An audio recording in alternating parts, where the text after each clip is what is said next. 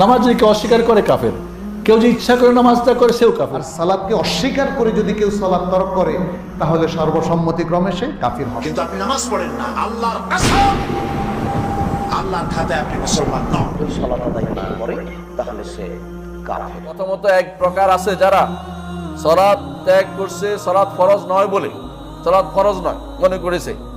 আরেক গোষ্ঠী আছে যারা মনে করছে সালাত ত্যাগ করাটা জায়েজ। আরেক গোষ্ঠী আছে যারা সালাত করতে ইচ্ছাকৃত গুরুত্বহীনতা মনে করে।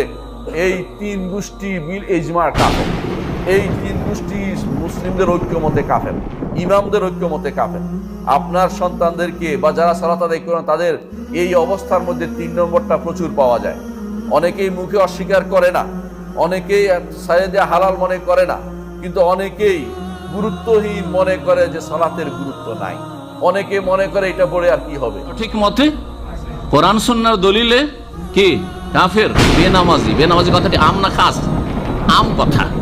হ্যাঁ, কেউ গায়ে পেতে নিলে তার ব্যাপার সেটা, যে আমি বেনামাজি সুতরাং এই গোলা তো আমার উপর বর্ষণ হইল, নিজের উপর গোলাকে নামিয়ে নিল, তো ওর দোষ সেটা, আমি তার উপর গোলা বর্ষণ করিনি। বোঝা গেছে কি না?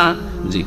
কিন্তু যদি বলেন যে এই লোকটি বেনামাজি, এই বেনামাজির আল্লাহ লানত হোক, চলবে না? দুই ধরনের মত পাওয়া যায়, যেমন শেখ ইবনে বাজ রাহিমাহুল্লাহ, ইবনে উসাইমিন রাহিমাহুল্লাহ এবং মামলাকার উলামা যারা রয়েছেন তারাও বলেন কেউ যদি এক ওয়াক্ত সালাত ইচ্ছাকৃতভাবে বর্জন করে তাহলে সে মুসলিম থাকবে না, কাফের।